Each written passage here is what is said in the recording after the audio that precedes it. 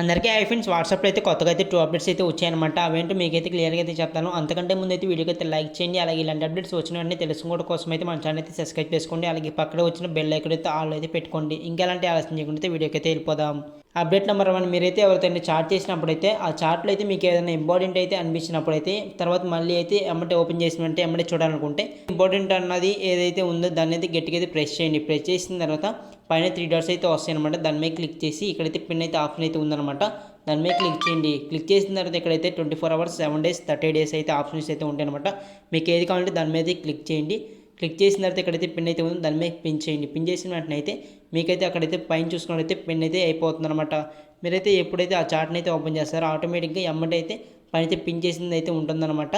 దాని మీద క్లిక్ చేశారంటే ఆటోమేటిక్గా అయితే దాని అయితే ఓపెన్ అయిపోతుంది అనమాట. ఇమేజ్ అయినా సరే, వీడియో అయినా సరే, ఇలాగ మెసేజ్ ఏదైనా సరే. ఒకవేళ ఇది కాకుండా మళ్ళీ అయితే రీప్లేస్ అయితే చేయాలనుకుంటే సేమ్ దాని మీద క్లిక్ చేయండి. ఇంకో మెసేజ్ దాని మీద మళ్ళీ 3 డాట్స్ అయితే ఉంది కదా, దాని మీద క్లిక్ చేసి పెన్ అయితే ఉంది కదా, దాని మీద క్లిక్ చేయండి.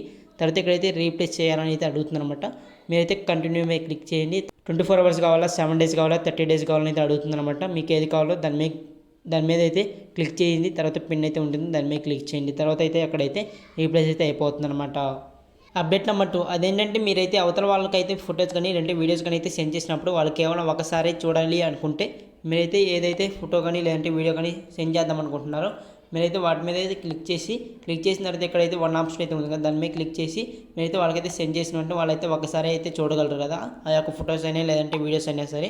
ఇప్పటి నుంచి అయితే మీరైతే వాయిస్ రికార్డ్ అయినా సరే ఒకసారి అయితే వాళ్ళకైతే వినేటట్టు అయితే మీరైతే సెట్ చేయొచ్చు అనమాట. మీరైతే రికార్డ్ చేసిన తర్వాత ఎక్కడైతే 1 ఆప్షన్ అయితే ఉందన్నమాట, దాని మీద క్లిక్ చేసి మీరైతే సెండ్ చేసినట్టయితే వాళ్ళైతే ఒకసారి ఆ వాయిస్ మెసేజ్ అనేది వినగలరు అనమాట.